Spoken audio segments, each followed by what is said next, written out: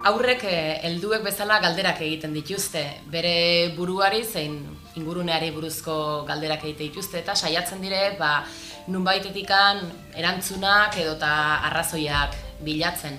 Bai, orduan joaten dire poliki beraien ezagutza prozesuaren protagonistak bilakatzen. Eta esango nuke prozesu horretan pisu handia edo handiena hartzen duela ekintzak. Bai, eta orduan ikasleak, umeak kasu honetan, egiten duen hein horretan joaten da bere pentsamendua garatzen eta beraz bere ezagutzak eraikitzen.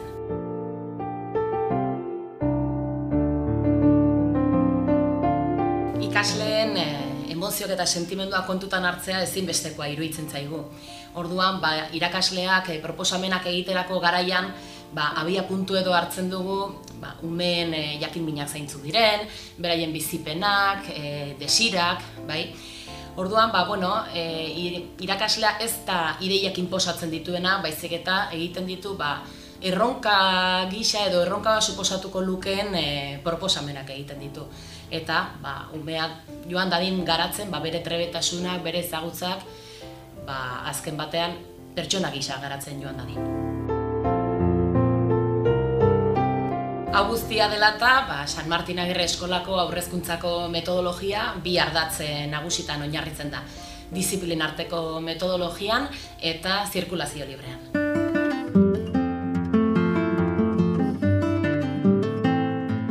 Bi urteko umeak lehenengoz eskolan hasten dienean beharrezko ikusten dugu egokitzapen prozesua aurrera eramatia. Oso momentu garrantzitsua da umiendako eta familiendako. Egokitzapen prozesua oso importantia da umia seguru sentitzeko, beldurrak errezago gainditzeko, eskolan gustora jarduteko, lasai dauenean esplorazioan hasteko eta beste umeekin harreman aberatzak izateko. Horretarako hasiera baten denbora laburrez eta konfiantzazko heldu batekin hasten dira prozesua eta gradualki konfiantzazko helduarekiko aldatzen joaten dira tutorearekiko lotura sendotzen doian bitartean. Prozesu guzti honetan, familiarekiko harremana oso gertukoa izaten da eguneroko kontaktua mantenduz. Eta honetaz aparte, malgutasunez egokitzen gara, bai aurraren erritmoari eta baita familiak daukan egoerari. Ordutegiak egokituz eta erreztuz. Txokoak banatuta dauden maila bereko geletan, kasu honetan 3 geletan. Egunero, zirkulazio libre saio bat daukagun, eta saio honetan ikasleak nahi duten txokora joateko eta ekintza burutzeko aukera daukaten. Horretarako, garrantzitsua da umea jakitzea ze material dagoen gela bakoitzean, ze erabilera duten, nongo behar diren, eta txoko bakoitzean aur kopurua. Gela bakoitzak bere materiala du. Batean ordenagailua daren, lantxokoak, liburutegiak eta pundeak. Beste gela batean, egurrak, eraikuntzak eta mejolasak. Eta 3. gelan, plastika, plastilinak eta sormentzokoak egongo zan. Zirkulazio libreak txoko gehiago ikasleen eskura ipintzeko aukera ematen digu, eta baita material desberdinekin aritzeko aukera ere. Ikasleen autonomia garatzeko era egokia da. Erabakiak hartzeko aukera dutelako, eta beraien ekintzen ardura hartu behar dutelako. Umei beraien nahi eta interesetatik abiatzeko aukera ematen zaie, eta horrek gauzak egiteko gogoa suspertzen du. Mailako ikasle guztien arteko harremana bultzatzen da, eta ez bakarrik gela batekoen artekoa. Bestalde, ikasleak txokoetatik mugitzen diren bitartean, irakasle desberdinen laguntza jasotzen dute.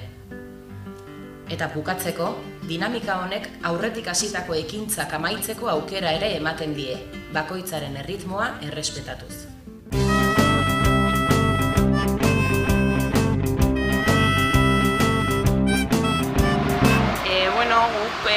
Gure seniak San Martinera ekarri genituen, uste dugulako hezkuntza on bat, euskalduna, danon eskura egotea funtsezkoa dela.